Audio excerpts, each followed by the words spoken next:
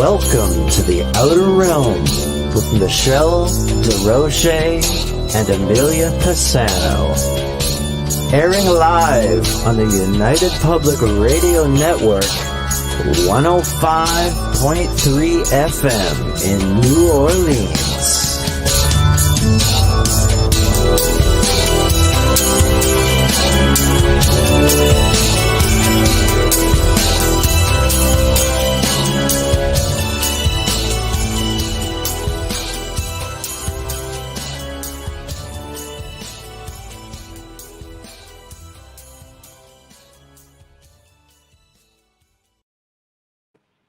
Good evening, everyone. Welcome to the Wednesday night segment of The Outer Realm. We are broadcasting live on the United Public Radio Network 105.3 FM from the beautiful city of New Orleans. We are fully sponsored by the amazing people over at Folgers Coffee who have been on this journey with us since the very beginning. So thank you, Folgers. We love you. Would not be the same without you.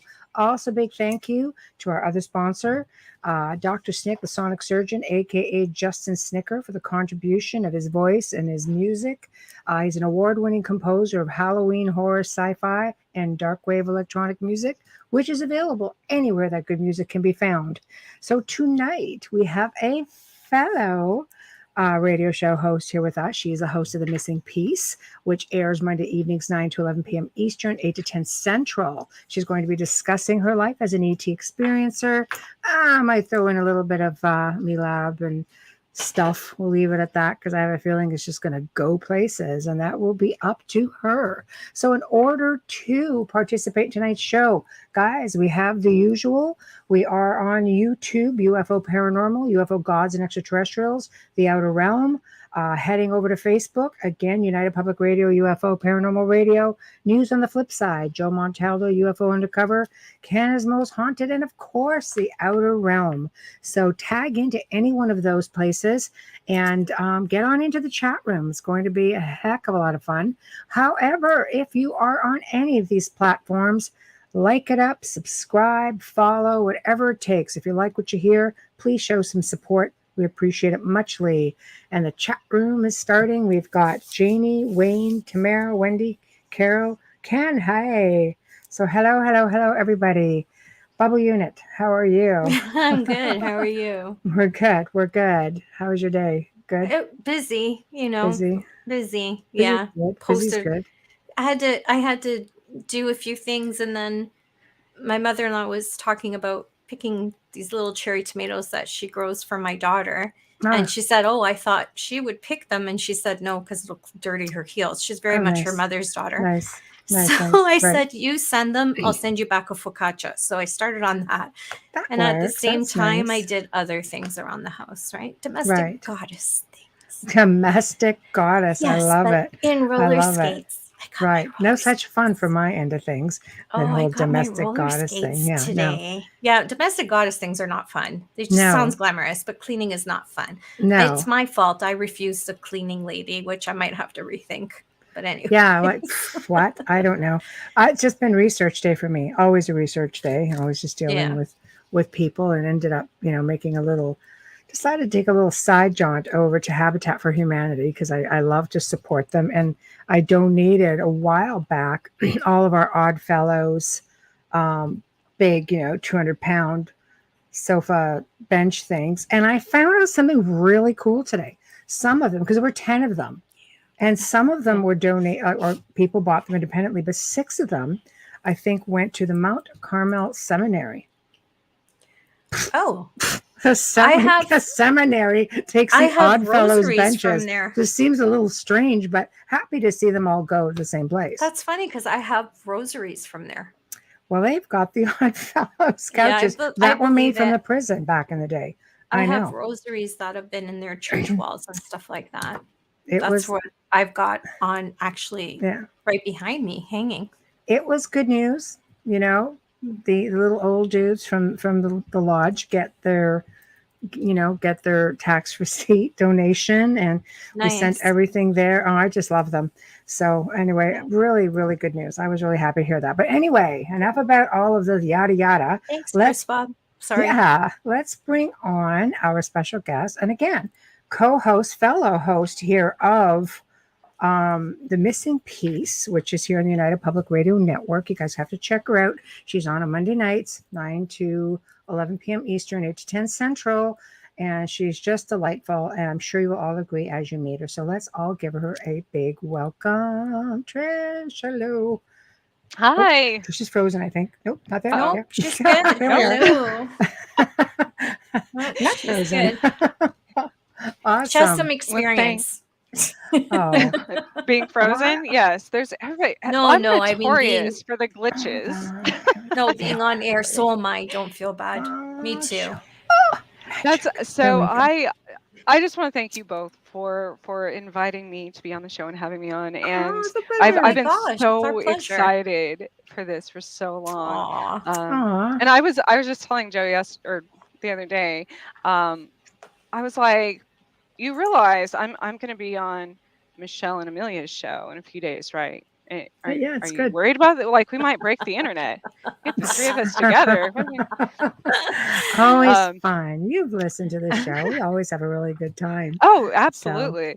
I just meant yes. with all of our energy. Gosh, Oh, yes. Oh my it's like, I gosh. don't know. I don't know. Let's see, because I already have a problem with technology and my energy. So let's see what happens. Me I love too. And we have a storm rolling in too. So great. Yeah, we I do. love We storms do. too. There's I know. thunder and lightning going on here. But, So but if we go down, we could just, say it was a storm, even if it was just all of our combined energy. I am the storm. There we go. There you're we a go. combination of the both, right? The two. I Both. like it. I can't talk. like I it. need more coffee. Folgers coffee, that is. Folgers. Folgers. That's But right. yes. That's right. So Well, and I was thinking how the two of you, out of all my even throughout my life, both of you have been such a huge inspiration to me because, Aw. You're gonna make me Michelle, cry. I Nice. told you a long time ago, I was like, no, I've never felt included. Or I know how Oh. you feel. I'm glad that you feel I know. included. Yeah. Yeah. We're a big family but- here. But I used to tell Michelle, I was like, I'm truly like the adopted redheaded stepchild of the network because I finally have a place, and Me Aw. too. Well, we So love it was- you. too. And No, you're gonna you're make me ours and cry. we're when we keeping go. you. Yeah, you're ours. We're keeping you. That's it. So Yeah. We're There's not a giving you back. reason why, Yeah. you were encouraged to go on your own. And there's a Yeah. huge belief in you behind that. That's right. So Yeah, and that was something that gave me the courage for so many other, so Of many other course. steps in the process over the last, since I've had my own shows since January, I think. Mhm. So good for you. See? And look That's at where you you're supposed now. to be. And I've tuned in a few times and I love it. Yeah. I love I've your had- energy.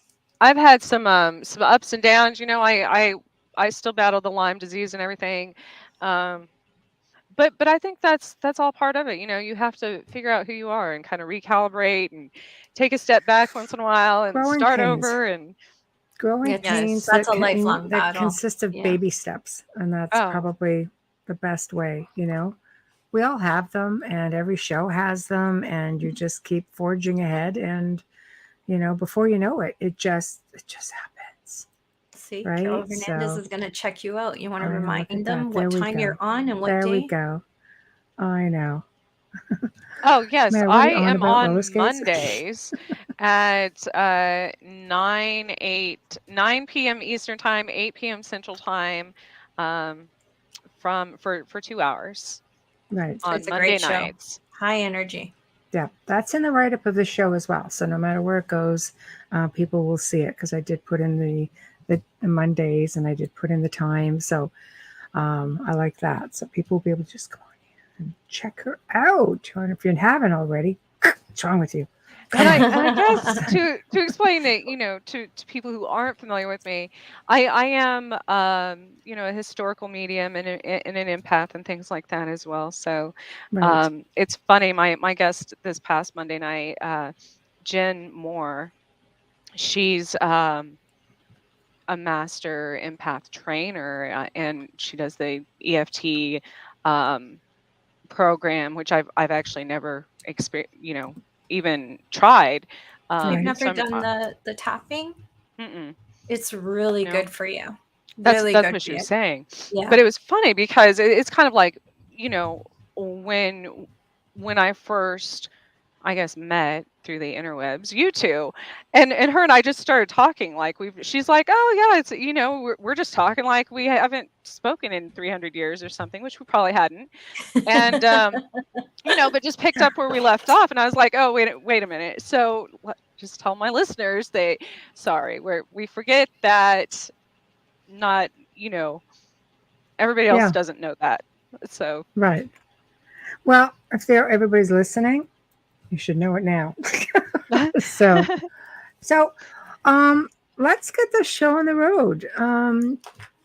Where do you want to start? I always say humble beginnings, start from the beginning. This is your story, and you basically have decided that all the shows, your own show would be a platform, and you've done a couple of shows, and we've got a huge listenership. We're really, really pleased to have you join us. And this was going to be another opportunity for you to just put it out there. And I can tell you with a great deal of certainty that there are a couple of people listening who have been in similar situations and are only becoming aware of it and had no idea what to even, they never saw the signs, they never saw any of that. So wherever you want to start, the stage is yours. So I guess I've talked about publicly. I was born outside of Roswell, New Mexico, and I'm also biologics. I have cutting out. We need you to go back to I'm also. You froze there. You froze up completely. A chimera, I guess it's technically called, where I absorbed my twin, as a fetus, as an embryo, and so I have multiple organs, 2 different DNAs, things like that, and oh my God, I've never heard of that. yeah, so and now, and back when they discovered this, there hadn't been that much research on it, and I'm sure there's tons of people that probably don't even know that that's a thing, or that unless you've had medical. But I have 3 spleens. I have so they want to make sure you stay around for a long time. They're giving you all these extras, right? I have extra heart valves, but because of that, I wasn't supposed to. Most people with that condition don't live past 5 years old, and wow. So yes, I've made it a long time in life, and I'm also a Gemini, which a twin and a twin, right? But aside from all of that, growing up in New Mexico, obviously, extraterrestrials and UFOs and everything. I lived in a very small town on the Arizona-New Mexico border, literally on top of a mountain, and so we saw a lot of things that nobody else ever did, but we were isolated. Most of the people up there by choice, obviously. And so it was common to us. We experienced the first stealth fighter planes I remember them over the canyons as a little girl when they would test them, because we were a few hundred miles from White Sands missile range. And oh wow, that's scary too. Yeah. So most people would think of that as like a UFO, because the stealths, when they first came out, nobody else had knowledge of that, and they would just, they would test them over the mountains. They were quiet too. Mm-hmm. But back then, and I thought it was the coolest thing as a little girl, they would still create a sonic boom, and it'd echo through the canyons, and I thought that was so. My sister and I were always excited. To when they flew over our house and stuff. But all of that's pretty well, I've always been public about those things. I even one of the first groups of people we interviewed when I was a co-host on Chasing Prophecy. Oh my gosh, and of course I knew I was going to forget the name of the show. They did a documentary on the hybridization program. Right. And as with synchronicities in my life, it was the night before that my TV came on, and I watched one of their episodes, and I was like, there are others who've had babies taken, and and that's something I had experienced for a very long time. And so all of that was still well known. But what started happening, we even before I came on chasing, I was to the point, and you hear about like MilAbs and stuff, and we get to this whole. It's similar to me to being in a domestic violence relationship, because which I've also been in, Mm-hmm. years ago in my life. Mm-hmm. But so, can you explain what MilAb is? Yes. For those who don't know. And it was something that MilAb, for people who don't know, it's military abduction. And I guess I should explain, I was in a military relationship. I had lived for quite a long time near very large bases and such, sometimes on post during that time. And so, and again, coming from New Mexico, I was by many of them, I was, and so, but when I say it becomes similar to like a domestic violence relationship, because we feel there's certain times by other entities, I should say, or however they come across holographically, that I've been threatened, that my family's, that they'll say, if you don't do this or you do this, we'll harm your family, we'll whatever, and so it reminded me of a relationship, the same that I was in a long time ago. And so people say, well, why didn't you talk about it? Why didn't you? Aside from the stigma of people thinking you're crazy, when we're human, we all get that, worrying about how it's going to impact our life. And so once I got past all of that, there was a stranger walking down the street. I got to the point where I was like, no, this isn't my story. And this is not how my story will end. I'm not going to I was like, man, before allowing, any of this, fear is just an illusion. So before allowing that to take over and completely consume me, there's a stranger walking down the street, and I had very little hope in so many things at that time. And a stranger said, if no one knows you exist, you're easier to get rid of. And that's all he said. That's true. That's very, very true, especially in the criminal world. Never mind just good regular advice. Criminal world. Yeah. Yes. And so here I had gone through the last, few years prior to, I had completely isolated myself from friends, a lot of times from family. I was scared to use a mirror or a cell phone there for a long time because of the tracking devices and things like that. And so when I was talking to Michelle months ago, every time, much less speak about it. Yeah. I think she froze. You're frozen. Oh, you're frozen. The irony. Yeah. Can you hear me? Yeah. So what do you think? Why did they become interested in you? Is it because of being, married to a person in the military? Was it because you had extraterrestrial experiences before that? What was the catalyst? Like, I mean, they don't just show up and say, "Hey, you're a girl." You know what I mean? Like, what happened in your life? I think they do. I think. Do you? Yeah. I think it's in our blood. I think they follow families for, Sure. generations. Of course. Because even with me, I was born basically speaking another language. I chirped like a bird. Ah, But it sounded similar to certain extraterrestrial languages. And it does. so for like Yes. a year and a half, and my mom took me to the doctor, and she said, I don't know what's wrong with her. Like, she doesn't ever cry, but she makes this weird noise. And he said, well, that is her cry, kind of, until my sister taught me, by the time I was like 2, how to cry. Right.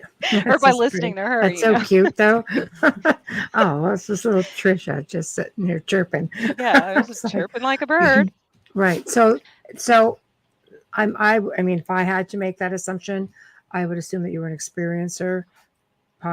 Some people might say you were a hybrid. Some people may give you a combination of both, obviously. But because I don't look at hybrids as being experiencers, I look at them as being hybrids. They're just, Right. it's who they are. Well, So obviously somebody knew this as well, if that's the case, and so I do want to specify that just because I was from New Mexico and I grew up playing with communicating with spirits and Right. playing with fairies and the elementals in the woods. That was my reality as a Right. child. I wasn't around, all the toxic things of a city and electronics and things. I mean, this was the early 80s. I'm 41, so Right. there was, Right.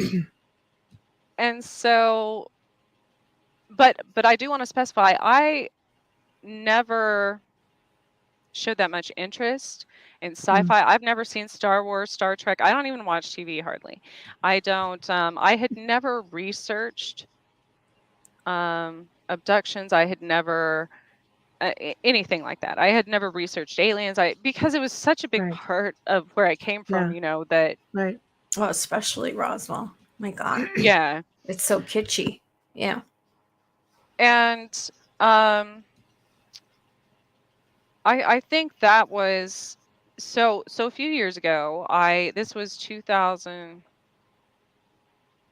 Gosh, I lived in New York. Right. And so many things happened over the years that I just wrote off as being paranormal, Right. hauntings and stuff. And now, like you all were saying, looking back, I've done the I same connect thing. so many of those things Mm-hmm. to more of an extraterrestrial. Even I have Yeah. I've ended up in the middle of the Utah desert before. I have, things like that I either A, forgot until something triggered it, or B, wrote off as paranormal, certain hauntings in my houses and things like that. And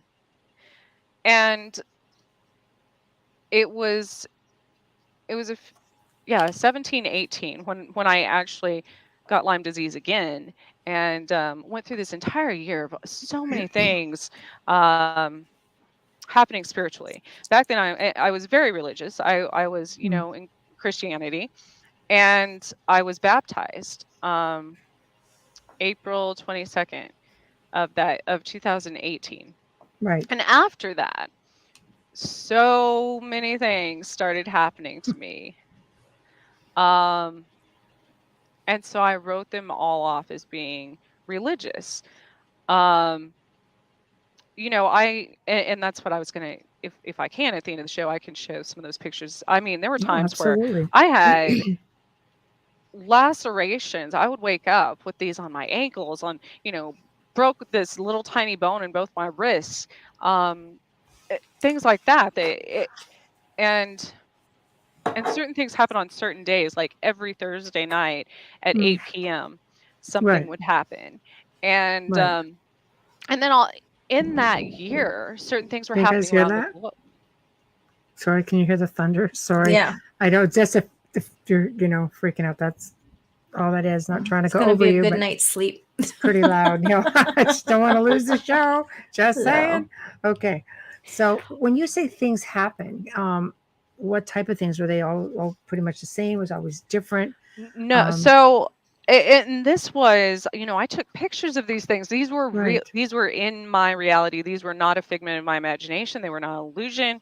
So things started happening. So there were feathers all over the place, Yeah. all over the place. I mean, I would go to work and they would be in my office. I would be, I was in sales, in car sales at the time. I had been for years before that. And I would be outside talking to a customer or something, and feathers would just be floating down. So other people saw all of them. They're like, what is going on, Trisha? And then Right. one day I went to work and there were praying mantises all over all the cars. I mean, No way. like hundreds. And Is that normal for that area? no, I only see like Wow. 1 or 2 a year, Yeah, much they're not very less. common. No. Yeah, much They're less not all in one common. place. And then Right. the next week it would be like frogs. And then it would be, I It opened the sounds door like to all a these car one time. plagues. I was just gonna Yeah. say, did you feel like the Yes, 4 horsemen yes. were coming next? Absolutely. Absolutely. Like that And film. Especially so, being like religious, right? You yes. would think that. And so all of a sudden, I would open a door to a vehicle and a frog would jump out. And I'm not even lying. Like there were witnesses, and then there were moths all over. And then there Oh, I were have a thing with moths. Ugh. there were Yeah. all of there were dragonflies, praying mantises, frogs, moths, something else. And then the 4 horsemen thing. So now also I got a tattoo that was symbolic of a psalm scripture that it is the translation of she, he, whoever cried out to the Lord in vain and was then set free. That day, I got home from that tattoo appointment and I had like 20-foot ceilings because I lived in this old like 80s style house. Mm. And there was this giant, the last thing I remember was this thing, this entity that was almost as high as the ceiling. So very, very big, very bright, looked like it had a bunch of wings. And then and then I had a heart attack. Oh. Like a real heart attack. Yes. When I came to, I didn't know if that thing caused it or if it saved me, if that makes sense. It does. Right. Could be A precursor day, maybe I to don't something? know. Do you think it could have been be. a precursor, like an omen or warning That's you? really young. Yeah. Well, with Lyme disease, it had spread to my heart. I had cardiac Lyme. It also spread to my brain. I had neuro-Lyme. They told me that year that I had less than 1% chance to live with both. And so after that, I started seeing in the clouds battles of angels and demons. And then things started happening in the world. There was a river that turned red, and there were all these. So this was around August, right? So I got baptized, had Lyme disease all spring, went through the summer. This was August time period. There was a river that turned red. There were these plagues that going on in my life. I was literally seeing these battles of angels and demons in the sky. And Wow. I didn't even, at that time, I didn't remember this story of Joan of Arc. And I was like, when I started reading about that, I'm like, that's kind of interesting. And when I was around 14, I kind of rebelled against my father and shaved my head and, Oh, boy. That's a rebellion for sure. Yes. And that's what Joan of Arc did, historically. Right. And so, and I'm not by any means comparing myself to her because I, Right. good Right, Lord, right. the women back then were, but all these things that were happening and I didn't feel like I had anyone to talk to, not my church, none of them believe me. None of my friends believe me. They all, Oh no. it's crazy. Those Everybody and said I all. was changing name. Right. Am I Right. back? You're back. Yep. Okay. And so, somebody said in the comments, crickets are coming soon. No, that's already happened also. That was a year ago when I had another heart attack. There's an infestation right now somewhere about crickets that I saw. Not crickets, grasshoppers. Huge right now. I can't remember where it was. I saw a video and they were walking through the grass and there was tons of them. That's funny you say that, because that's actually one of the most a very haunted part of Kansas history. There was a place that used to be called Grasshopper Falls, and that's what happened. They had a grasshopper invasion. Oh, wow. And even other things, like they renamed this rock formation out west in western Kansas Little Jerusalem. I think a year or two ago. But back to when I lived in Manhattan, it was Labor Day, and I remember that because it was Labor Day. There was a flood. It lasted for almost 7 days. That's like pretty lengthy for a flood. Yes. I mean, that's usually what, hours a day at the most? It No, depends it where you rained live. for 7 That's days. crazy. Wow. And so and you know, I helped volunteer for neighborhoods and stuff through my church. We took people food and things, and that's why I remember the date, because a lot of people being a federal holiday. But I took a picture because I was in a flood zone. I lived near a man-made reservoir. And I have a picture of everyone around me. All my neighbors' house, like yards, were flooded, and mine was not. And there was no, like, it didn't even, none of this made sense to me. I'm like, right. what is happening? And so it was around Christmas that things, I can't even, you know, there was one day, and all these things, I thought it was like spiritual warfare, psychic attacks. Right. You know, I was seeing Jesus Logical in the stuff. mirror, all kinds of stuff Yeah. that had not, even Yeah. being a medium, you know, I have experienced tons of ghosts and demons and entities in my life. More like, I mean, most people probably couldn't imagine half the stuff. As far Well, we've as worked far with as some pretty interesting people, I'll tell you. oh, but I'm not saying in our no, but like community. the But I connection mean, is they seem to be also ET experiencers. yes. And so, but back then, again, Yeah. I had No no idea. correlation between ETs and any of this. So, Right. you know, I still thought it was like a demonic thing, maybe a, I don't know. I was having dreams of clown demons, all kinds of stuff. Like, but there's also stuff happening in the world around me. I went to look at a new house, you know, because I felt the energy was so bad in the one I lived in. And in all the houses in my neighborhood that I looked at, some of them, there were dead birds in the houses. You know, because they were they were empty, but these birds would come in, I don't know, through the chimneys. But right. that's also a theme across the board, not only with paranormal instances, but extraterrestrial as well. And so like dead birds and dead squirrels, and the real estate agent or whoever would be like, oh my gosh, like, why What's is this going on? neighborhood right? What's going on here? Right. Yeah. Right. And so this continued on for how long? Like, you're thinking basically you're getting the 7 plagues and the 4 horsemen are coming, and you seem to be unscathed in most of it. It just seems to be going on around you. And at this time, what's going through your head? Like, why am I not? well, aside from the weird injuries that I would wake up with, you know, every week on a Friday. Right. It was always on Fridays, Trish? Well, it was Thursday night that these things would happen. So it was always the same day of the week, the same always the kind of same time. day. That's odd. Yeah. And I lived near a really big power grid as well. So, which is funny.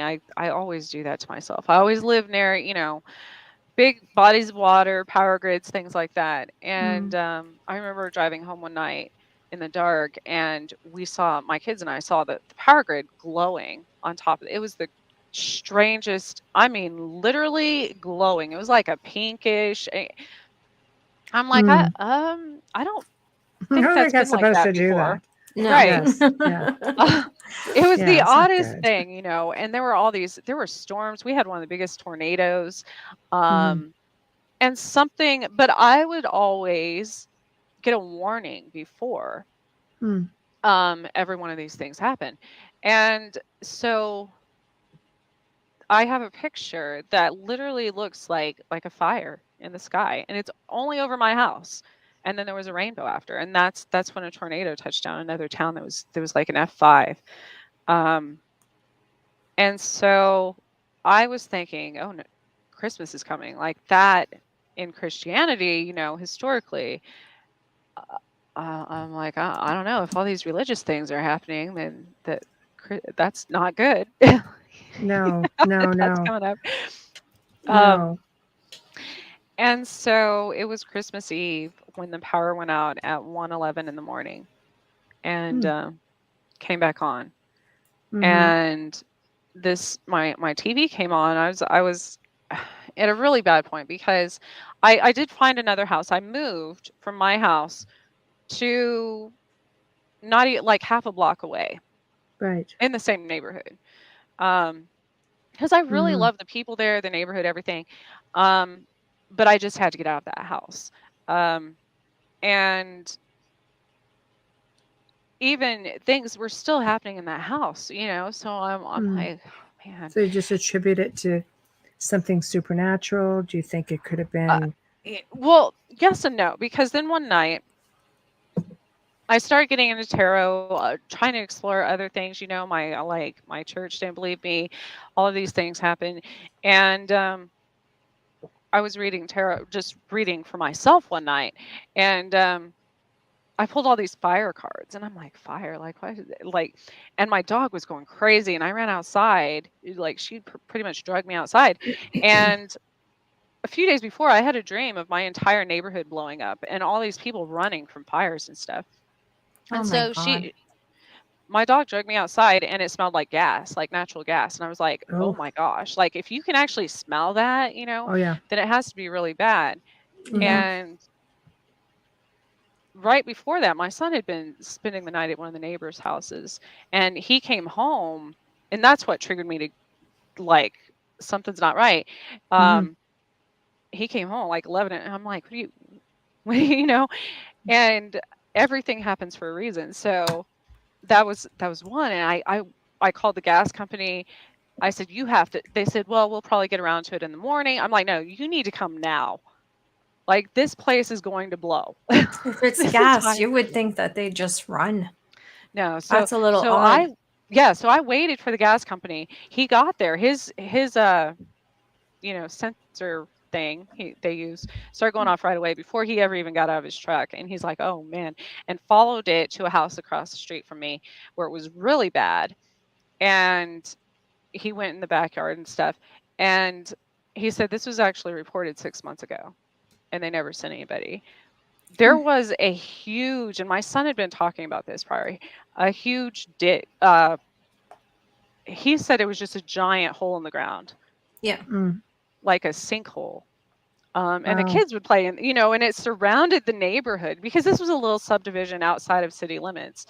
Um, but this was like a giant sinkhole, and it ended up having a gas leak in that, and that would have taken out the entire neighborhood. Wow. And So you seem to be giving a lot of like you're being given warnings by something or right. someone. Um, and so that's when it started getting, and around that same time, I had hit a pothole when it was kind of raining out, and then it started snowing.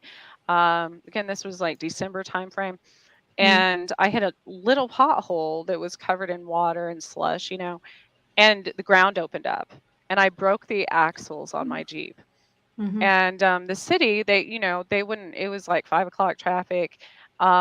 They wouldn't let Mm. me take a picture of it, and it was fixed before the next morning. And of course, they said um, they denied having sinkholes in the city of Manhattan. They said they don't cover pothole damage, and I'm like, Right. right. Well, Right. last year I heard, overheard on the news somewhere that now they have all these sinkholes. So I'm like, Surprise. of course, of course. Right. Mm. But yeah, things like that, just pretty big events Mhm. were happening in my immediate surroundings. Right. And so that kind of, and now looking back, the day that my wrist broke out of nowhere, I wasn't even doing anything. It was a little tiny bone. It was the ulna. Mhm. And the same day things were happening to my animals.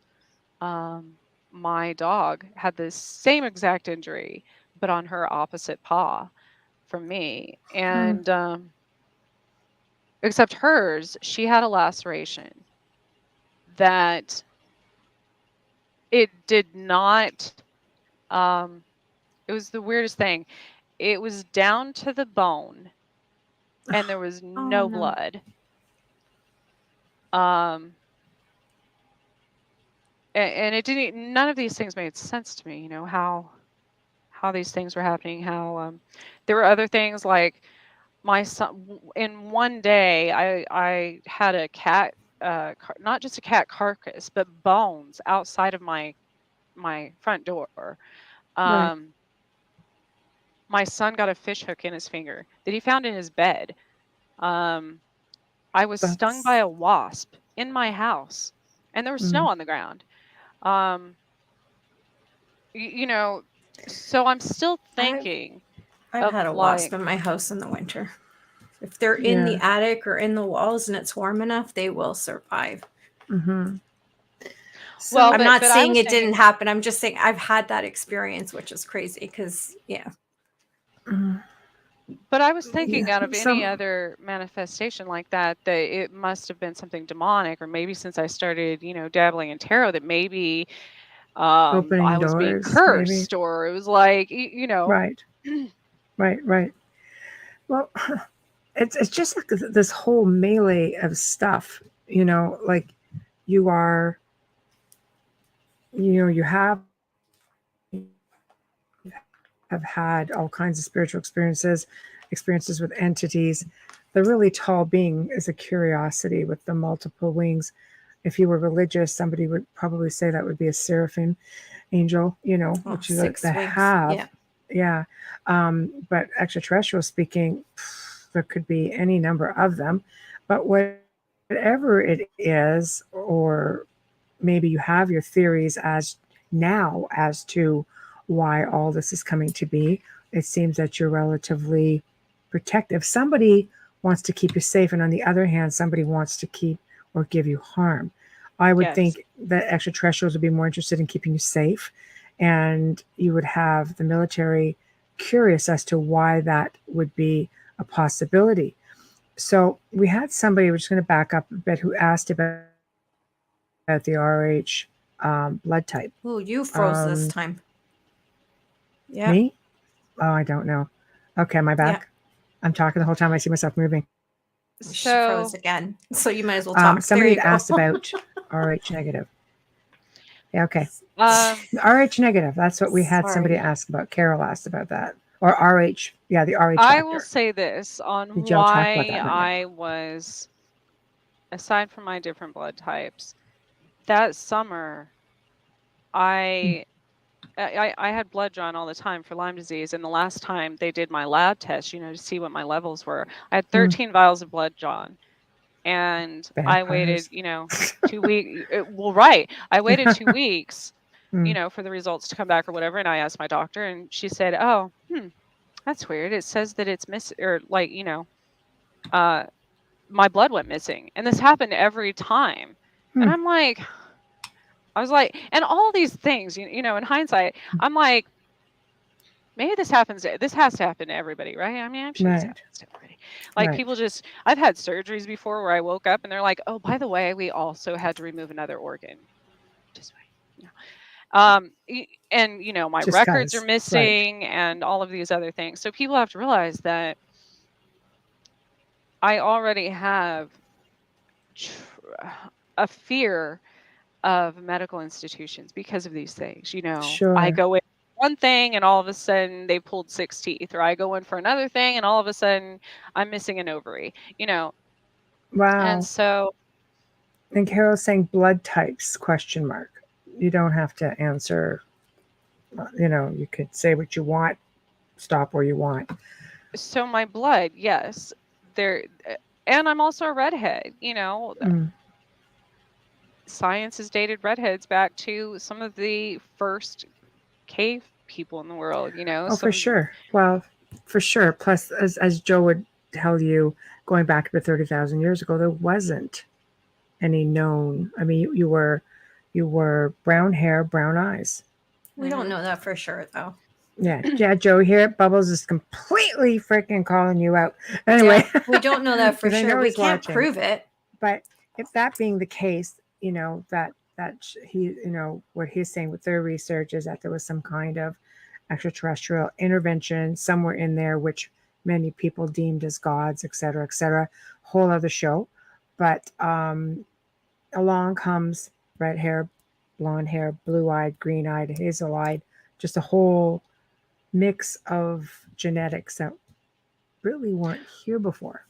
So what's interesting, and I still wasn't putting all this together, that it was around September, October of that year, I had modeled for a construction company that was completing a new medical center. And I remember they let us go through the lab and everything. And everyone that worked in the lab had, blonde, almost white hair and bright blue eyes. And I'm like, that's odd. Do they only hire people? Right. I'm like, very Nordic of them. Right. And I'm like, do they only hire like Nordics in this? But I didn't know. Right. Yeah. I didn't know what a Nordic was back then. So, right. Yeah, it was very strange to me. But then, now thinking back when I say, my blood turned up missing and all these other things, I'm not blaming just the Nordics. I'm saying my blood is valuable to many, but yeah, all of those things, now add up. Right. And so, obviously you would have people in positions such as maybe government or military who would take a strong interest in you physically as well as per your abilities or your extraterrestrial experiences. As I'll let you kind of forge ahead because it gets really strange where you all of a sudden are able to do things with your abilities. Do you think this is something that was a MilAb thing, or do you think this is something that was government, MK sort of thing? So first, two things. So when you asked about the entity in my living room, yes, and initially after I learned what a chimera was, I realized I had a tattoo. I don't know why. It's like I had gotten that tattoo when I was like 22, 23. And so it's something I'd had for a very long time. And why I didn't, it's just something I walked into the shop and said I liked, and got it back then. And it's like a lion's head with wings and stuff. And I didn't realize when I was, right. I'm like, so the angel thing in my life and having, the 3 heads and I'm like, wait a minute, the chimera like a manifestation thing, almost, right? And so Carol asked, or stated in the comments, which one? Carol, yeah, that one. Okay. Where all of a sudden their blood type changed. So when I had my son, I was high risk. I had what I thought were a few miscarriages prior to him. Now, in hindsight, when those babies just turned up missing, again with the hybridization programs. Yeah. And so, but I was allergic to him. I was allergic to his DNA. I had what they call PUPs. The doctors said less than 1% of pregnant women get that. It's where you break out. And I broke out in hives. Mm-hmm. By the time I was like 4 or 5 months pregnant, and the only cure is to have the baby. So I was literally allergic to his DNA. I never got the shots that most people with RH blood Oh, the have. globulin. That's what it stops. It prevents Right. puffs. Yeah, He because I've never had even that happen. tested for that, which is interesting. Mm. And so right before I had him, I had too much amniotic fluid and they did an amniocentesis, which was very dangerous since they should have already known, since I was allergic to his DNA, that he had different DNA than I did. Yeah, and they're And puncturing a so, hole in you. right, and crossing, you know, the bloodlines. So, and it's actually highly illegal. You know, they're not supposed to. I'm not going to get into medical malpractices. I would have. Right. Yeah. A whole other show. But after I had that, you know, I had to have an emergency C-section, all this stuff. But after, and I had general anesthesia.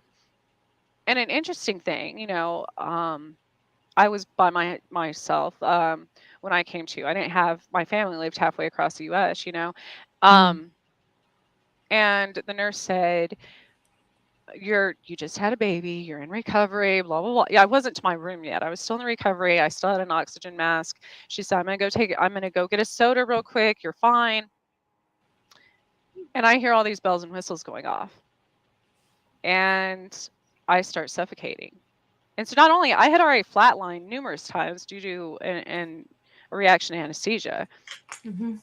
And when I had him, and now I'm in recovery, and they find out the oxygen tank was empty.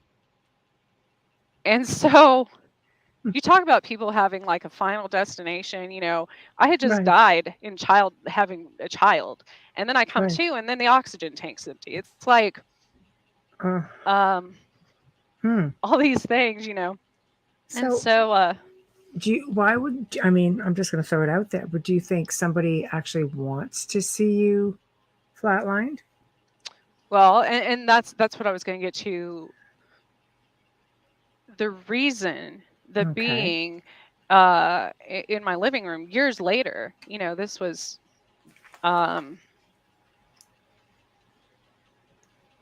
gosh, it would have been like 10 years later, resonated, was because after my surgery, when they make you get up and walk eventually, you know, after a C-section, I passed somebody in the hall. I'm sure there were tons of people during surgery because there were doctors and such. They probably saw me naked, and it was like a nurse or orderly or something, and they said, "Hey, nice tattoos," and I'm like, "That's inappropriate." Well, highly inappropriate, but there's a reason for everything, because that is what I remembered years later of my tattoo that looks like the Chimera, which some could say look like the, you know, an angel historically. So, so here I am still thinking that all of this is spiritual, religious, all of that. And I will mention 6 months after I had my son, to the day, it was about a week prior, I was with him at a park or something, had him out, and a couple called me over and they said, "We would like to buy one of your eggs." And I'm like, what? Excuse me? Who does that? Would you just say right? What?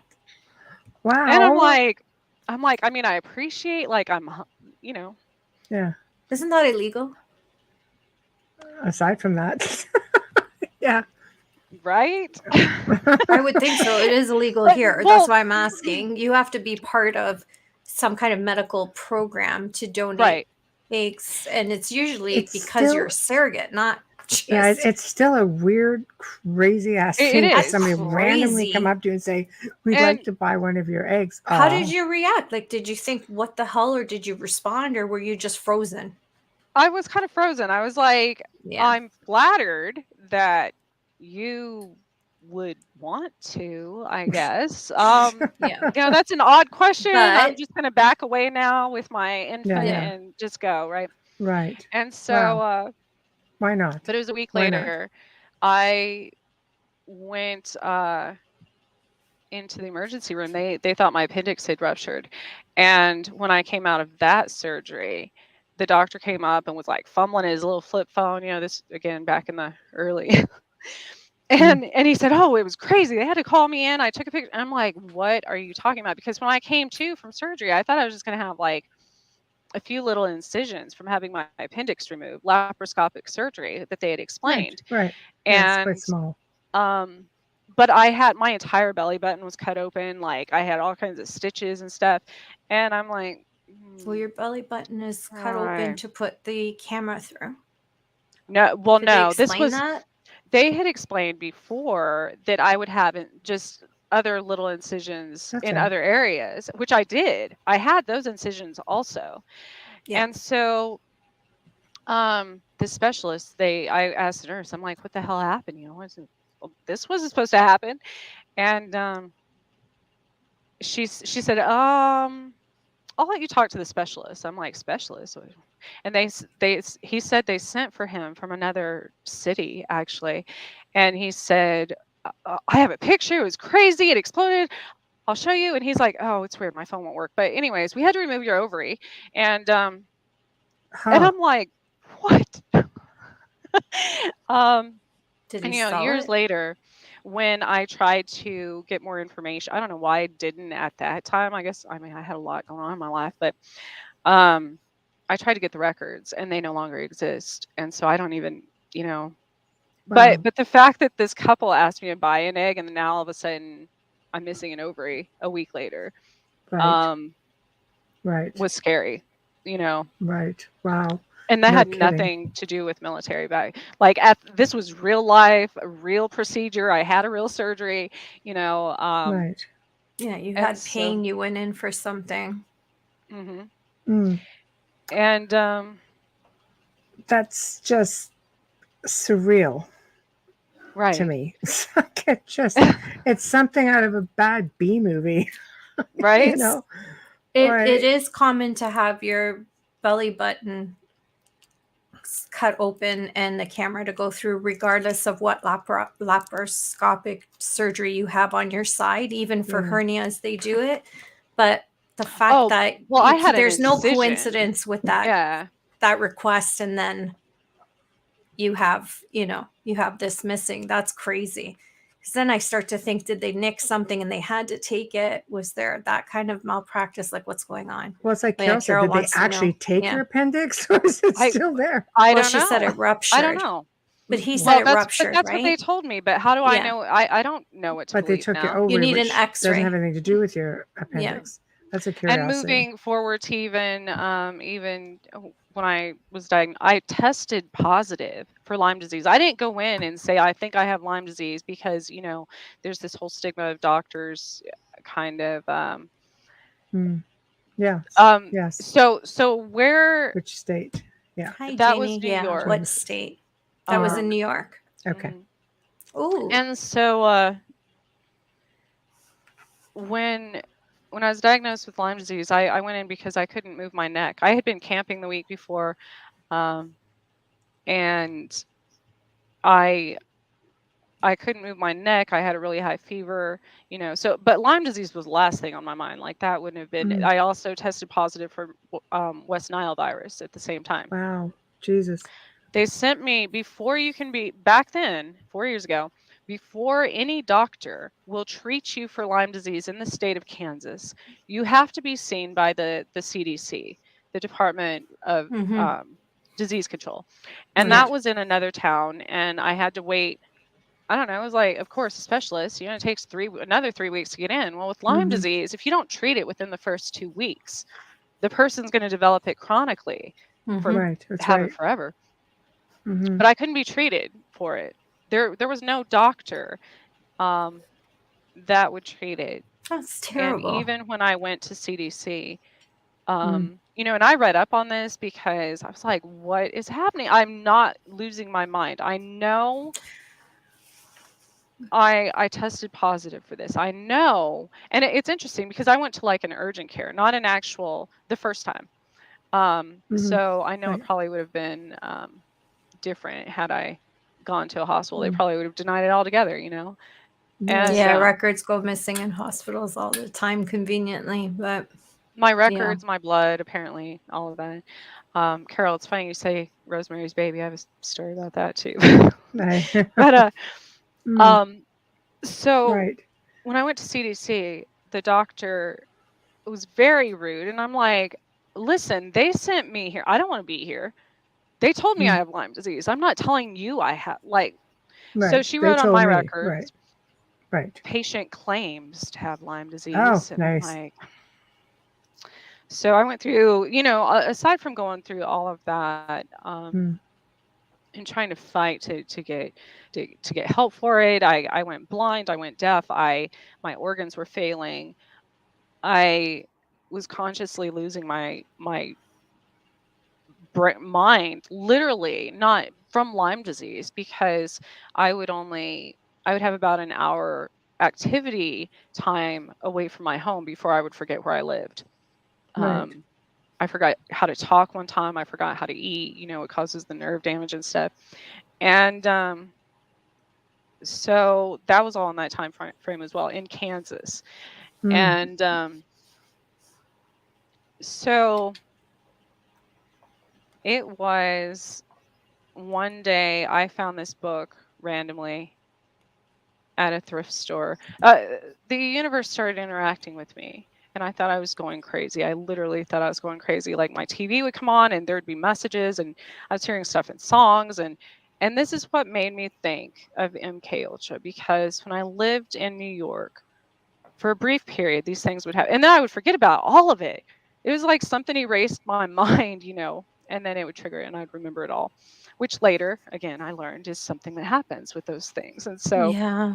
mm, So sad. I'm so sorry you went through all of this. I had a purse though.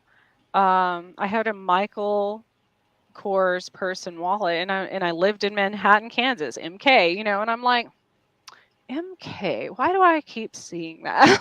right.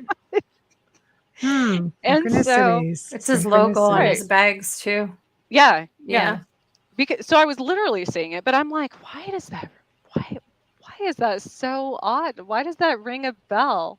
And in New York, I had also lived outside of a very large base, very near Canada, and I had remembered seeing the cases when the Canadian citizens sued, had the big lawsuits, against the U.S. for the MK Mm, experiments and things, and I was like, I've had a lot of these symptoms that they just, brush off to being Lyme disease. And um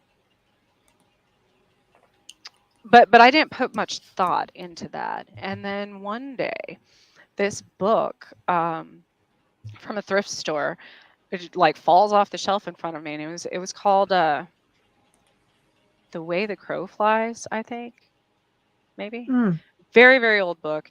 I was reading it when I got home, and I was reading about this Air Force man in a certain car and left his hat on this thing, and then these bullies came and took this little girl's charm, and then the crows came to, so it was kind of like the story in mythology about Odin, and sending, and they were there to collect the souls of the right. fallen.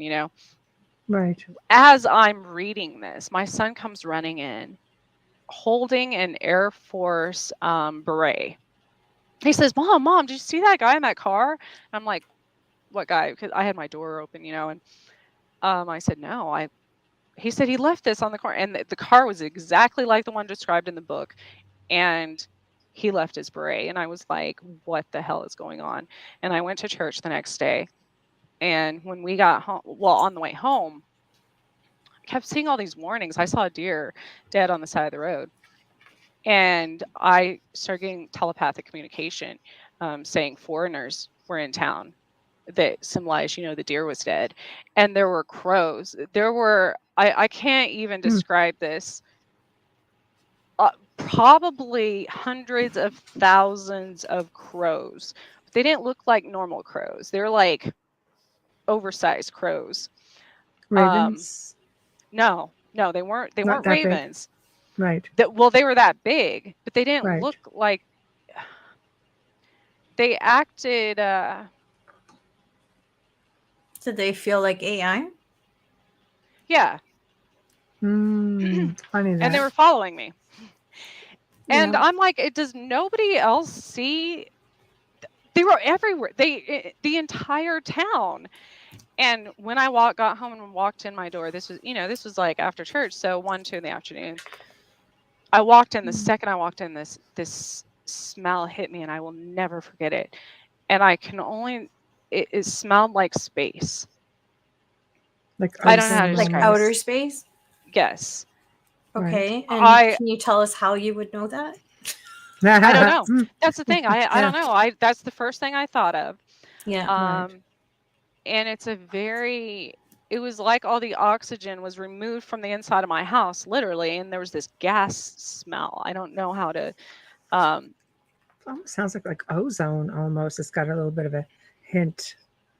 I learned just recently, an astronaut said that space actually does, in fact, have a smell, and they get that smell Yeah. when they That's take true. off their, like, the decompression, when they take off their. Yes. But at that Yes. time, that's all I could think of was, but I knew, but it felt dangerous. I grabbed my animals, I grabbed my kids, and I took off. Like, I Right. was not staying there. I started driving. All of a sudden, there's black vehicles, like tinted windows, flanking me on all sides. I was like, oh my God, what is happening? And Wow. Really?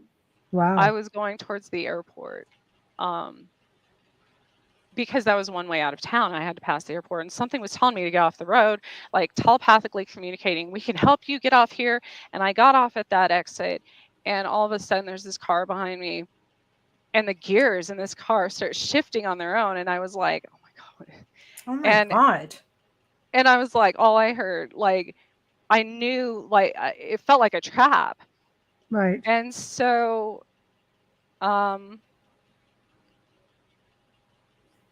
at that point, like, my animals are interacting. I'm like,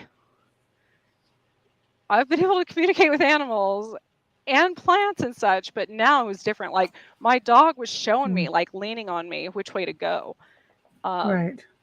Right. And stuff. And so they tried to stop the car, and I was like, and I will say, I'll go back. I'll say, I didn't have, so aside from my Jeep and breaking the axle, I also had a rental car because I had another car that I took to get the oil changed, and that auto center blew the engine.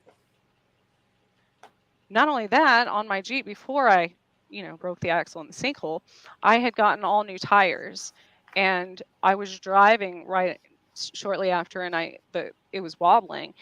The tires started falling off. I had to have it towed.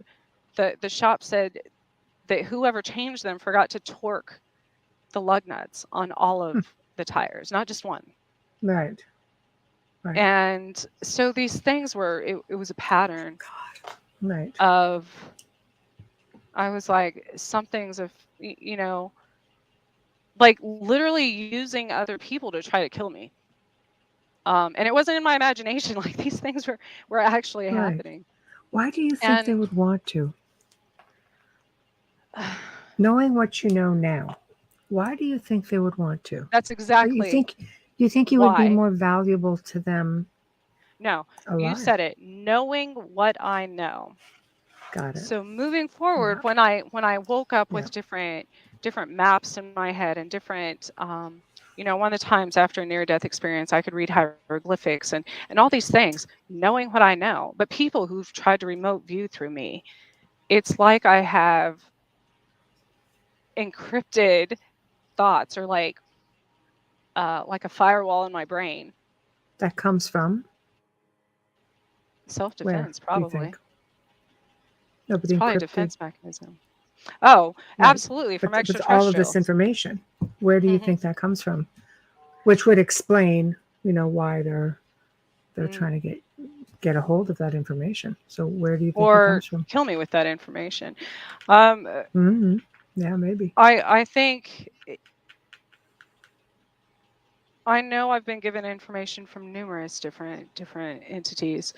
And so what happened when I was driving and I got away from those? So I had this rental car, right? Right. Because something had happened. I had a rental car and I had been renting from one of the bigger corporations at the airport. And then finally, it was very expensive to do that for like a month straight. And I had gone to this different company and they had all these really nice cars. And they're like, it was like a small business, privately owned. They're like, no, here, we have the perfect car for you. We'll give you this one. And I walk up to this car and I'm like the bumper's falling off. This thing has the doors, like the inside panels taken off. Like there's no mirrors. And I'm like, maybe you're just too hard on their cars. It's just like, I know. No, I'm this like, is the rental car they wanted to give her. exactly. I figured that out as I was driving it. I was like, oh my gosh, this was like, yeah. Transformers and all these. I'm like, I should have paid more attention on some of these things in my life, because that's like the car tries to help him, and all of a sudden the radio's communicating with me, and I'm like, maybe that's why they couldn't stop this car with their high tech, whatever. And my little junker car here that I rented, thinking it was like the worst on the lot, was actually a hidden treasure, Right.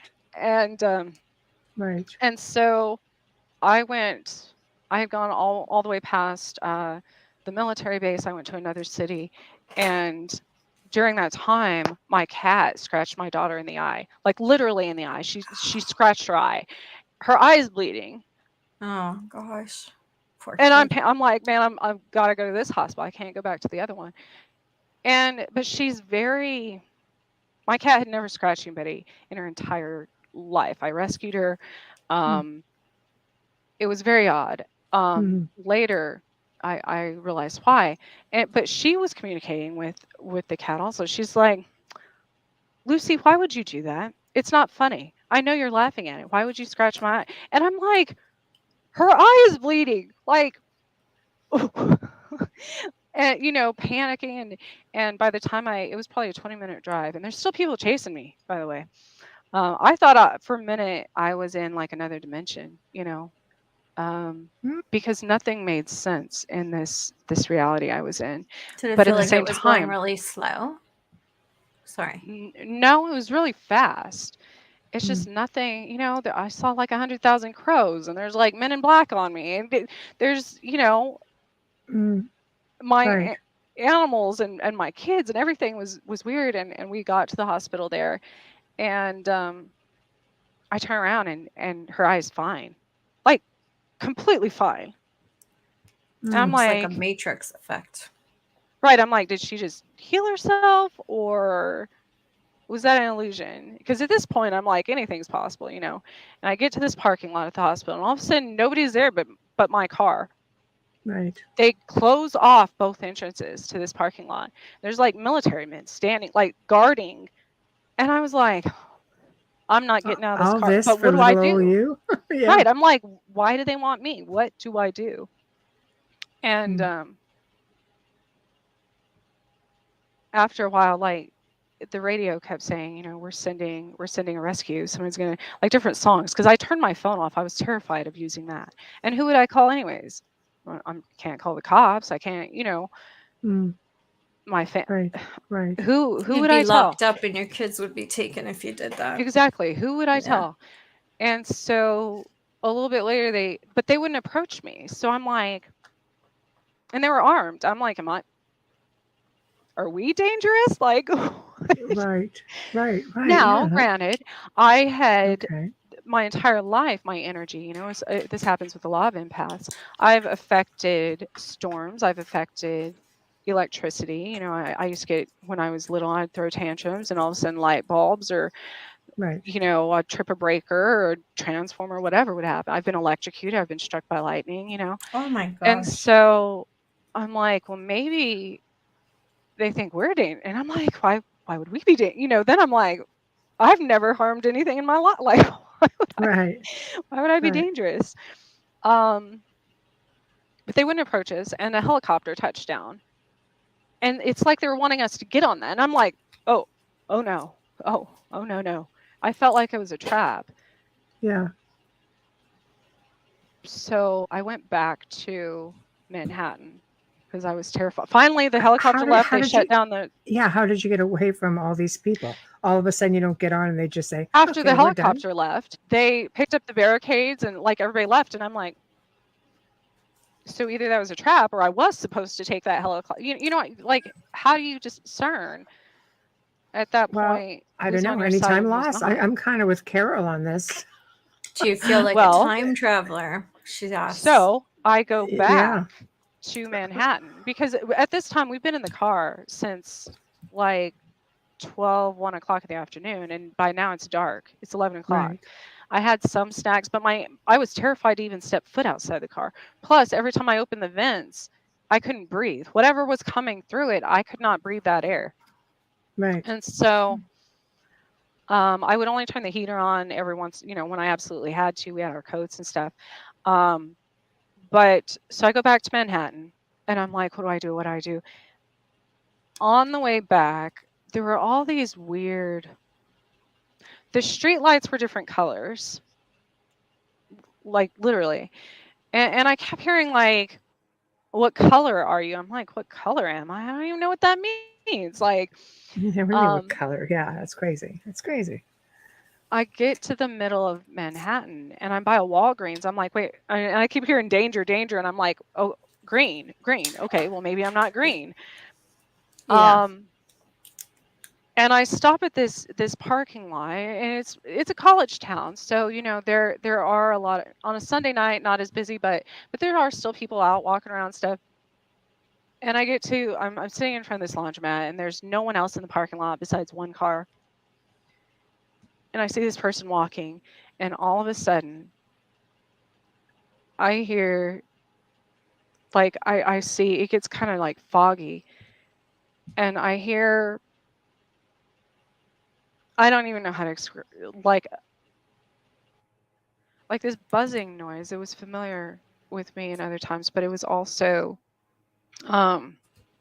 these lights and this weird siren, and all of a sudden everyone froze, and except for all of us in the car.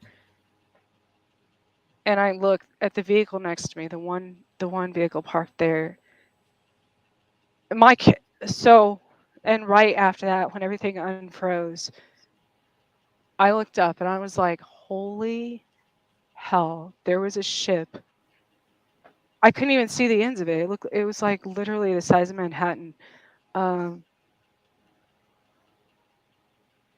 was it there for, do you think? Was it one of theirs? So I automatically thought of Independence Day, right? There's this. Right. Did you feel this wasn't like a small? Oh, absolutely. Okay. And so. But so one of theirs, one of ours. Well, and talking to Joe one time, he said a lot of times hybrids or experiencers can freeze time if they're, put in a really distressed. So I mean, I might have done that for that. Froze everything for a minute, but I look over, and this was all, I remember it so vividly. I look over at the car park next to me, and I'm shaking. My kids are passed out. My animals are all passed out. Whatever happened, they're all out. And I look in the car next to me, and this thing manifests out of thin air in the back seat. And it was huge, and it looked like, I've never seen Alien or Predator or any of those movies, but I've seen the trailers.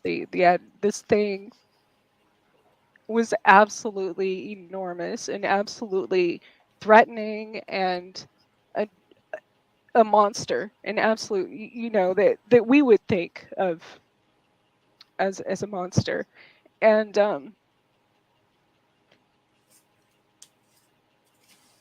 I did lose time right then, consciously lose time.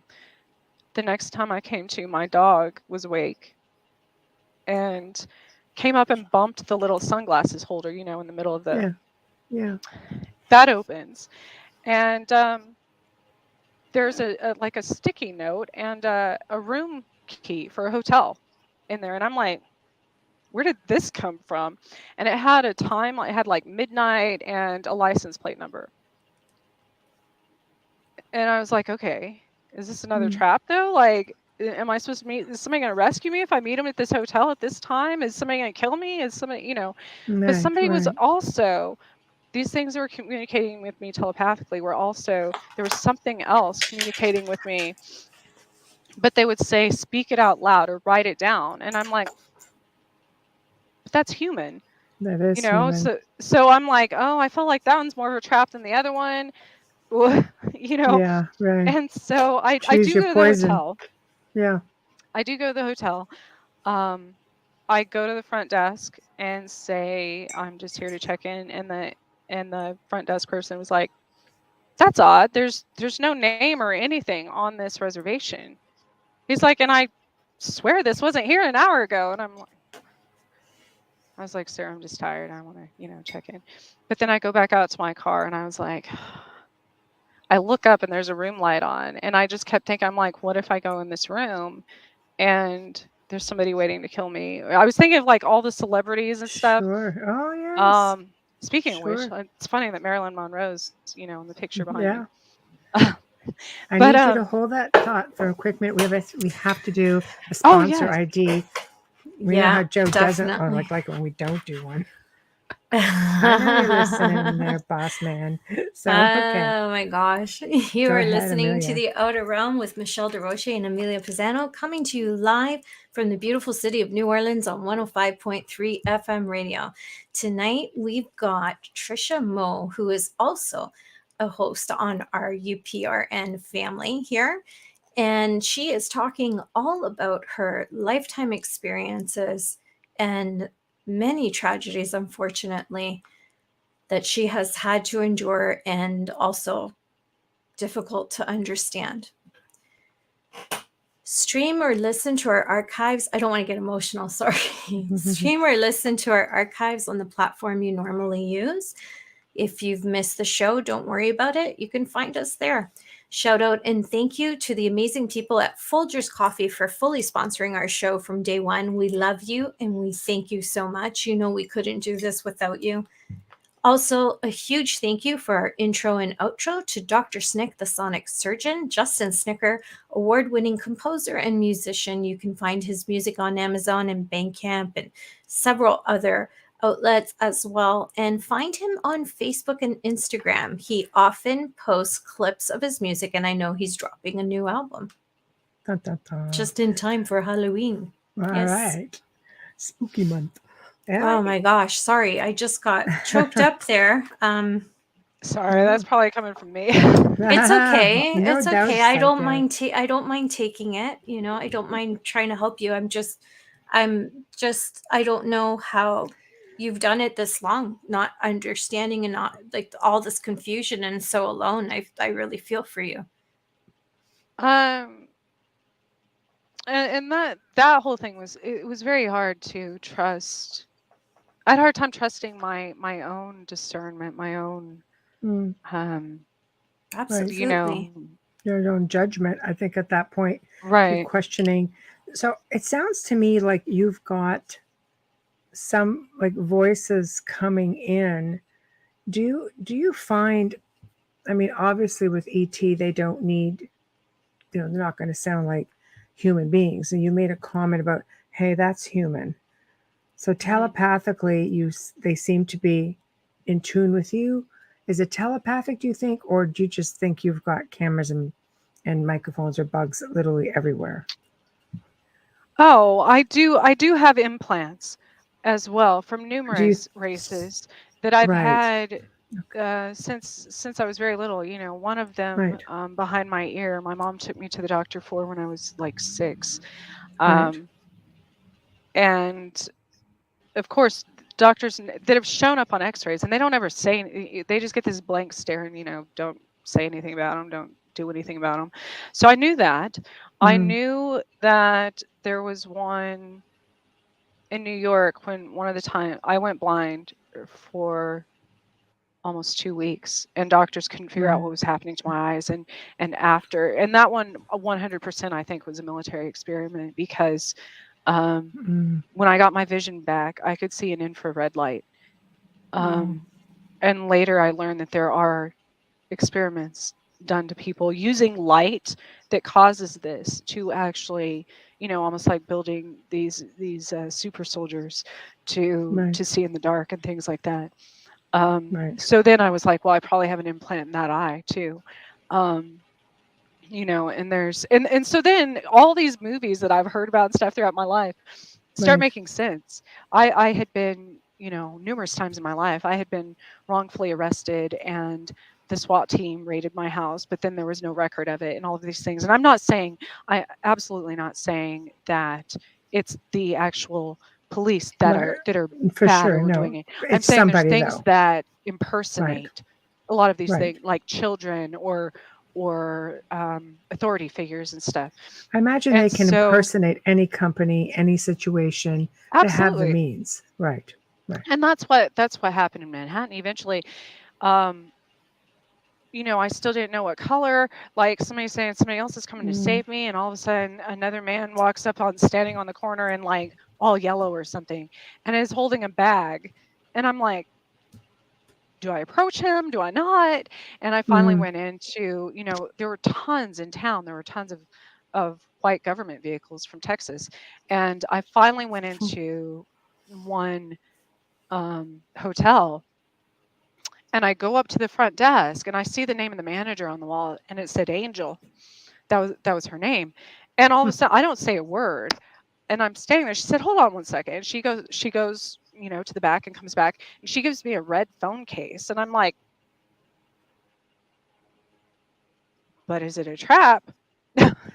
Right. Yes. And all of a sudden, the doors.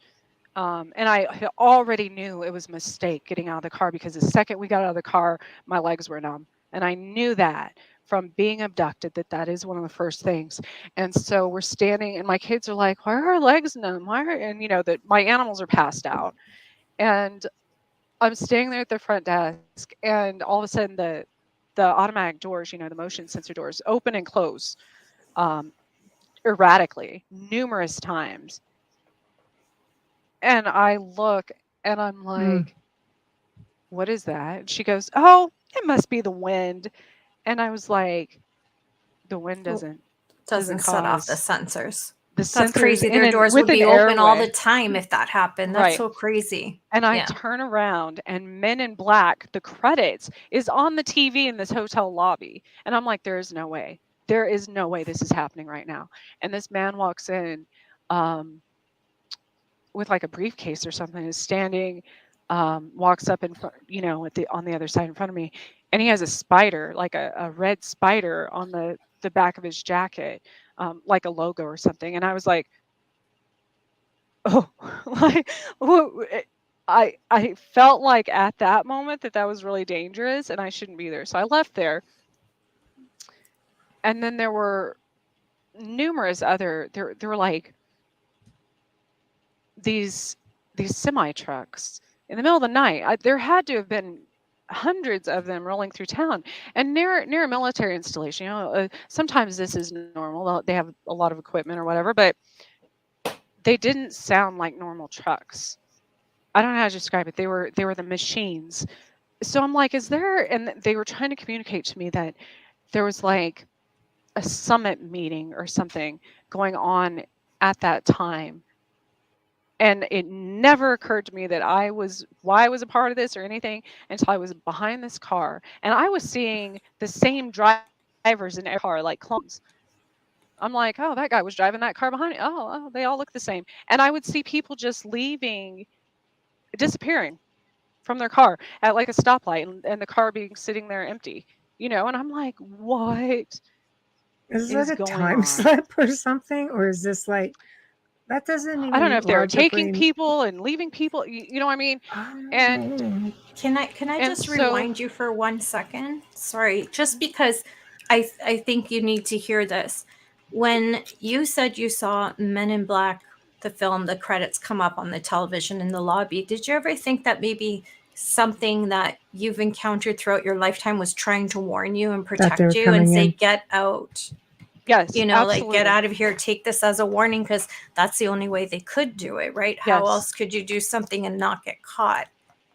Yeah, Yes. maybe. Nobody would question credits rolling up on an older film on television. No.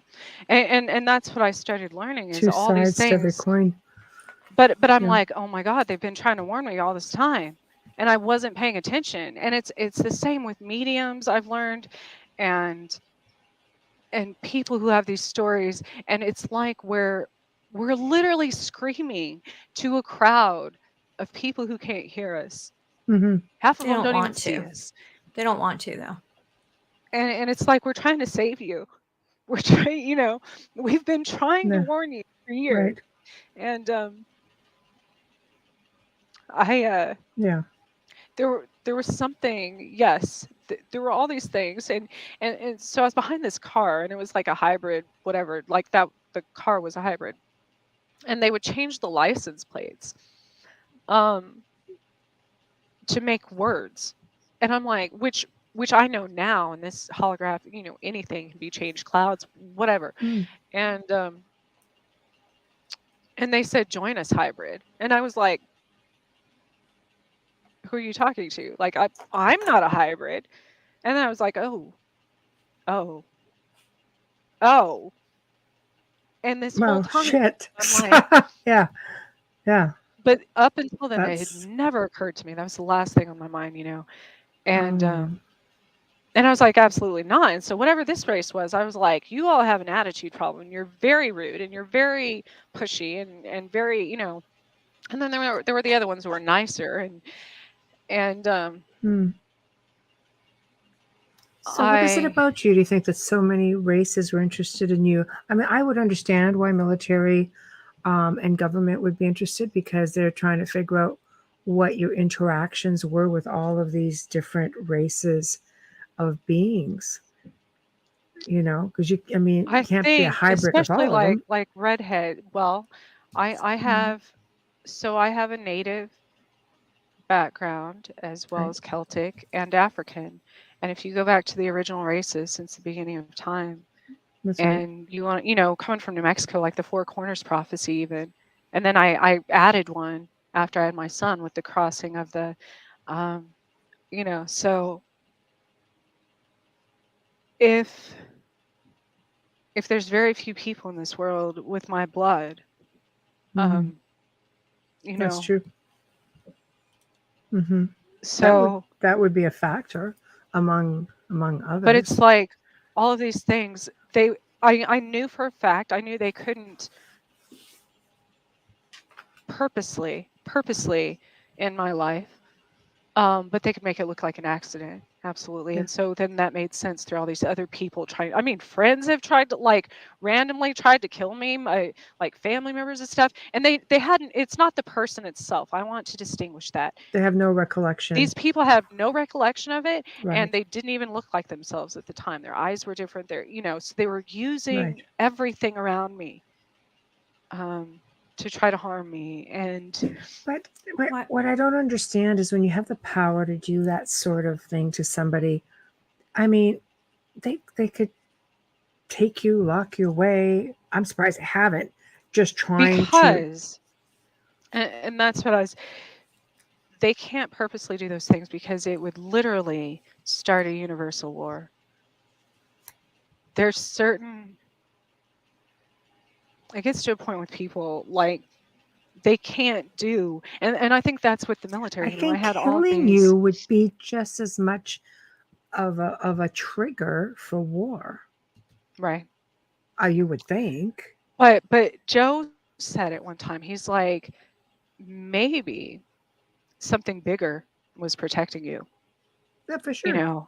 And it reminded me of a time that I was abducted within a mile of going to my parents' house in the middle of the night, and there was this thick fog. There was like a wall that ended at their property, and my dad saw it, and I lost 3 hours of time in that mile, and I knew it was going to happen.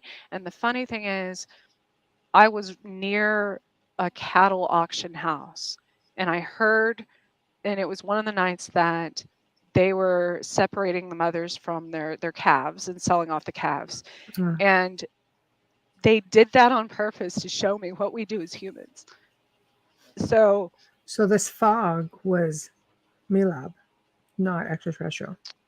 no, I think that one was extraterrestrial. Okay. They did it Right. because they're also taking the cattle, to symbolize. They're like, Right. what makes you any better? Why do humans think that they're so much better than any other being? Why do they? That's right. Because I could empathize with these cattle who were being separated from their calves. I'm like, oh my Yes. God, Yes. we do the Yes. same thing. It's kind of like, Yes. it's like frogs being dissected in a lab probably think that we're aliens abducting them. That's right. That's right. All life matters. All And life matters. and it's the circle of life. So when people ask how I deal with this, how I accept it, because it still happens to this day. I'm taken by the government and other things for like remote viewing and stuff. And it gets to a point, if you're going to be drug into the lion's den, you might as well hold your head up. Because there was a point when something else did start protecting me. But it's not about that. It's like, if you're a farmer and you have cattle, you don't want the neighbor abusing your cattle. You don't want anybody else abusing your cattle. You're going to give that cow a good life. But at the end of the day, you're still going to send it to slaughter. Right. Right. And that's what you think is happening. And it's nothing personal to any of them. No. Right. We all, there's cycles upon and survival of the fittest, and it's silly for us to think that we're at the top of the food chain. And it is. Somebody it is. Somebody asked me, and I was like, it's not that you don't like your cow or have anything against it. It's just the way of life, and people ask me why I'm not vegan or vegetarian, or because as a personal trainer, I know there's certain blood types that absolutely require more protein, and it's like having the meat eaters and the vegetarian and the plant eaters. Absolutely. Yeah. And so I asked when physicists and astrologists and everybody asked me in regards to that, why do you still eat meat? I do not agree with poachers or hunters that are trophy hunters or the inhumane ways that certain I absolutely get my meat from sources that I know raise their animals well and stuff, and I don't eat like a lot a halal. Yeah. But it tastes different too when it's humane like that. It tastes different. Yes.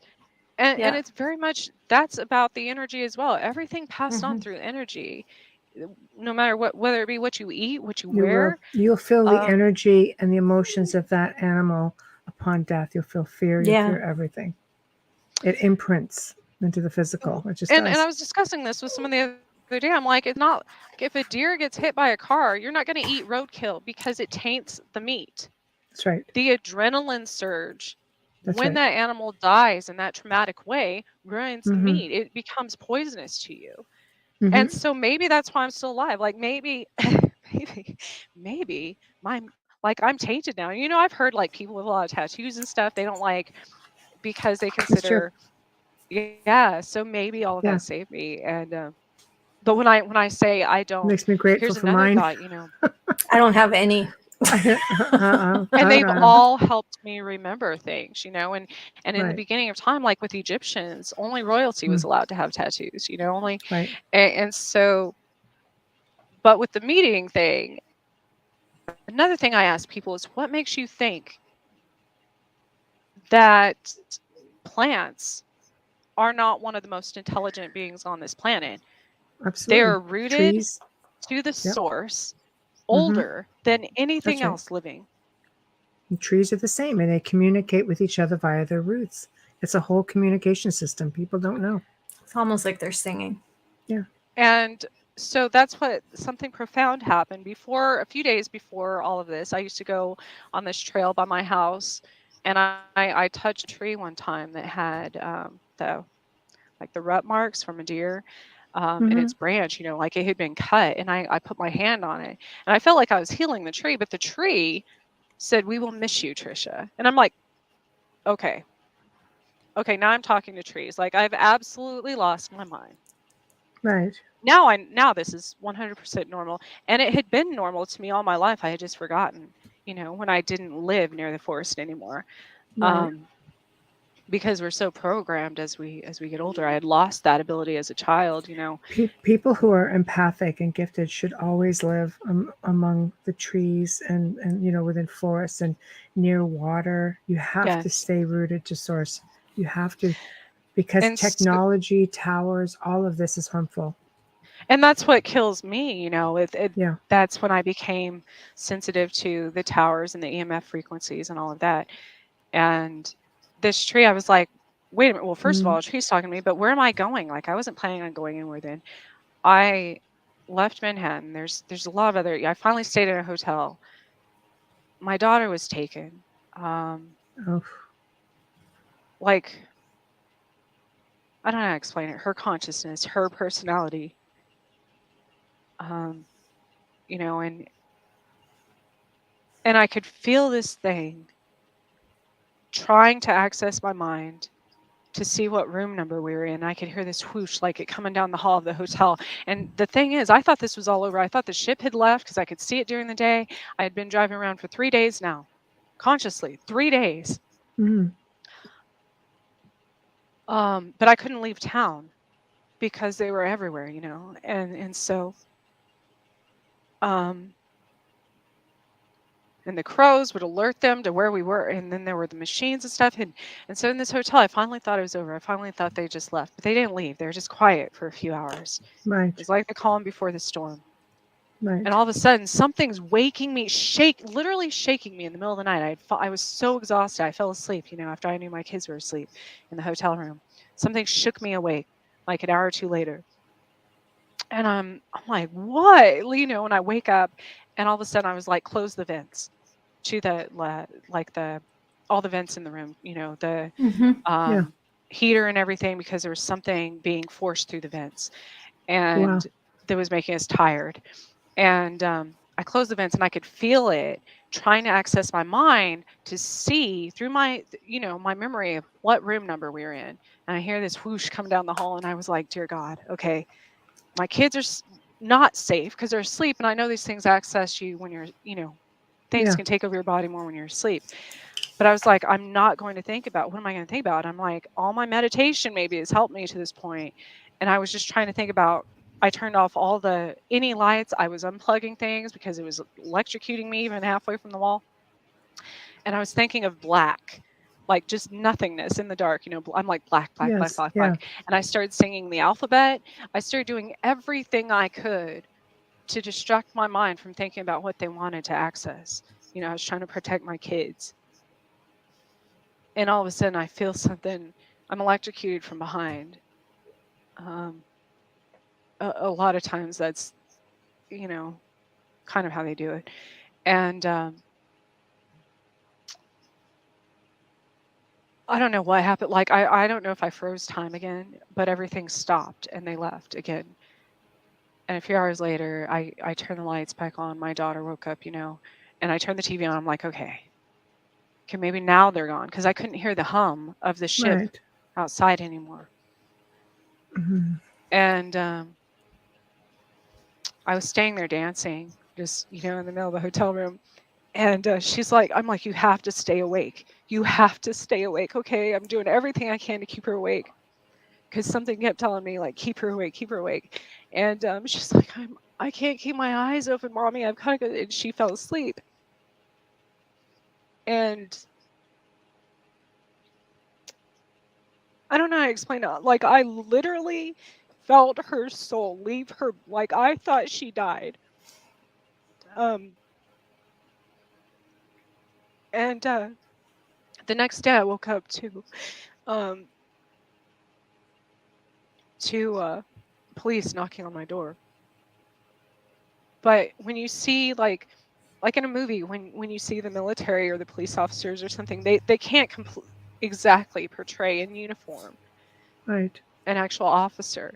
There was something off. There's like one thing I noticed when I opened the door that was off about these officers. And I'm like, and they said, and second of all, I was like, nobody knows I'm here. First of all, yeah, they could track me, whatever. Yes, I get that. But they were saying stuff. They said your family's worried about you and your sister. And I'm like, I haven't talked to anyone. I've had my phone off. I haven't. And for me to go a few days without talking to my family is normal. We live in different you know. Right. And so I was like, And all of a sudden, my daughter ran past. Well, first of all, she woke up and she kept electrocuting me, like literally zapping me every time I would touch her foot. I don't mean like a little shock. I mean like, and she was just different, very, very different. And I knew. And when she ran past these officers and like running down the hall, and I'm like, they had this thing on their chest, this like a alarm thing beeped every time she ran past them. And while they're asking me what happened, and I kept hearing lie, lie, lie. And I was like, they said, yeah, you've been driving around with your kids for 3 days. Like, that's not normal, Trisha. And I said, oh, well, I have a crazy ex. And I got home and I thought somebody might have broken into my house. So I didn't want to go back there. I'm like, other than that. And they said, well, come with us. We'll go with you to your house and make sure everything's okay. And I'm like, Right. well, I was like, the kids just got up. We haven't eaten breakfast yet. How about I meet you there? And, and in the meantime, when they're asking me this stuff, whatever was on their chest that kept going off, they kept spraying some sort of gas in my face. It would kind of make me forget what I was saying or get a little like, yeah, for a minute, every time. Wow. And I was like, I am sure as hell not going, like, meeting them there. And I went to the lobby. The kids had breakfast. I was like, we've got to go. And I see crows coming all over. And all of a sudden, across the little ticker on the news that was in the lobby, and everybody starts leaving the hotel. Like, all these people were leaving all of a sudden, except for, and I'm like, and across the ticker, it says, flee the country, you're outnumbered. And I'm like, wow. Right. Well, I'm a long ways from any border, so right. Right. It's not going to be a thing. Wow. So where are you at today with all this? Because we're slowly hitting it to the top of the hour. Where are you at today with everything? It's very hard, it's I'm so controlled. I can't travel. It took me 1.5 years to get my driver's license, when it expired, because I had to get my birth certificate. And all of a sudden, like, it took them forever to find that. And it took forever to get the records of anything and to get. I remember when you were going through that. That wasn't long ago. Right. And they control people's money. They control everything. Right. So you're very limited and you're still in limbo. Yeah. And your kids? They were absolutely, after that day, there was a blizzard. They closed off both exits to the city, and I was sitting in traffic, and I see everybody. I was talking to my son, and these lights and sounds go off, and he just goes like completely. I'm like, what? And everybody around me was the same way, and they made them forget, And I know there's still a lot of trauma there, and my daughter's never been the same. And they would mock me with that. They said, we watched her golden heart stop beating as you danced in the room. And right before all of that happened, I had a few family members die in mysterious circumstances. And my beloved babysitter even had taken her life, a few weeks before all this. So everyone around me also. Divide and conquer. It almost sounds like a demonic infestation. Right. Like, seriously. So this is basically what your life is you don't feel as though there's any sort of reprieve from it what are your plans? I mean, I don't want you to come and say, "Oh, I'm going to move here or do this." I don't want that, because I know No, people are listening. But what are your hopes? How about let's change it? What are your hopes and dreams? I think in order to be able to stand up for anything is networks like this, giving Right. people a voice. Right. We can't change the past or what other people do, Mm. but I can still keep my vibration high, Yes. Yes. Yes. Yes. and be happy regardless of what they take from me, Mm-hmm. Right. because they can't take my soul is literally infinite. We Mm-hmm. live in numerous lifetimes after this one, Yes. I or agree. before it, or wherever. It's time is just a human construct. Mm-hmm. So Right. I agree with you. I think if you believe that you can manifest your own reality, maybe that's always an out. yes, and I am, I have other parts of a book. I've been I do poetry. I have my photography. I have all of these things that I think have enabled me to see everything from a different angle and be very forgiving of all the karmic things that have Mm-hmm. happened in my life. And Mm-hmm. I'm hoping to release the book in October. I've gone through Good this for whole you. process of not trusting publishers. Not, who do you trust with your story? Who do you? I have Um, someone that would potentially take a story. really? Yes. Yes, and then I also have a whole product line of stuff that just came to me one day. I've kind of started putting, I have all these skills that I've gained over the last 40 years, real life, degrees and such, because I was searching for something. But I'm going to put them all together, and I have come up with kind of a healing uh, system that's based on products and exercise and food and all these things, um, for people with immune suppressant diseases and such, that because I 100% I healed the white lesions in my brain. I Mm-hmm. healed, the doctors said I shouldn't have made it numerous times. Right. um, Right. and I think that's important now with the state of the world. Mm-hmm. I agree with you. I'm really, really pleased that you came and joined us tonight and talked about your story. I think it is very important. I think the advice that you got about, not existing, easy to peck somebody off who no one is aware of, but when you are No out in one the will miss. forefront, Yeah. exactly. I think you're just on the right track. I think you're brave. I think you're clever. And I really feel that you will overcome all of it. I think, one thing all of this has taught me, especially with the different bloodlines, literally being in my body and immune suppressant diseases, you have to heal the wars within before you can heal the wars without. So uh, my bloodlines, when I started doing my ancestry a few months ago, I realized that my Mm, ancestors were literally fighting each other on the battlefield as recently as the Civil War. And I was right, thinking that's embedded in our DNA. right, The reasons we hate and have since the beginning of time. And right, so literally in my body, they all had to learn how to get along to right. survive in this shell. Yes. So I think that reflects a lot of the world too. We've got to start Mm-hmm. looking within. I don't think we should be exploring space before we explore what's below. um, Agreed. Yeah, I Agreed. so agree with you as well. Yeah, absolutely.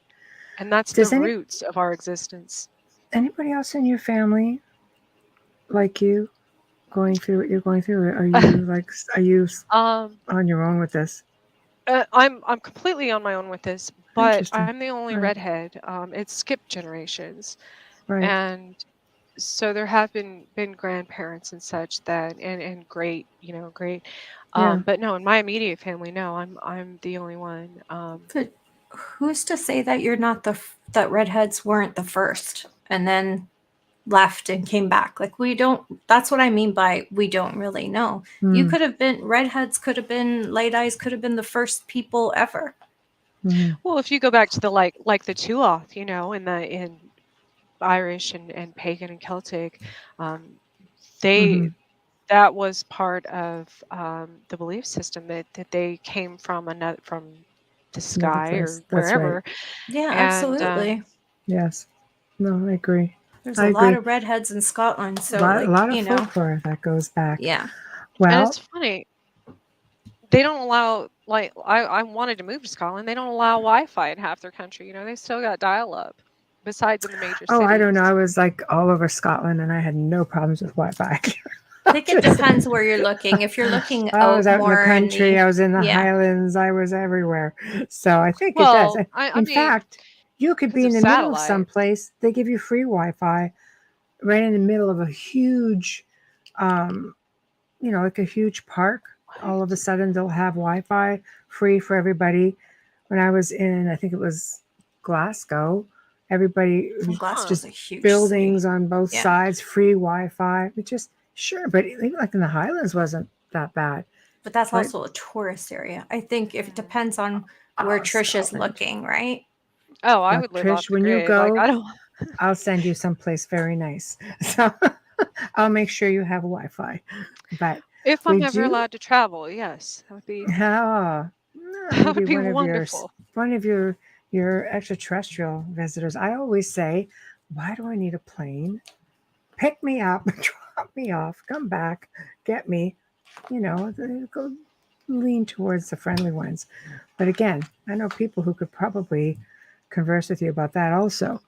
But we are at the end of another segment, and we are just so pleased and grateful that you have joined us, and I thank you for that. It was just really delightful, eye-opening, very emotional. I'm sending you virtual hugs. Yeah, big time. Big hugs. So big thank you to you. Big thank you to Folgers Coffee for sponsoring the show. Big thank you to Dr. Justin Snicker, for sponsoring us with our intro and outro. So please, again, wherever you're listening, whether it be Facebook or YouTube, anywhere, if you're on audio, come and seek us out and subscribe, follow us, like us up, whatever it takes. If you like what you are seeing or hearing, show us some support.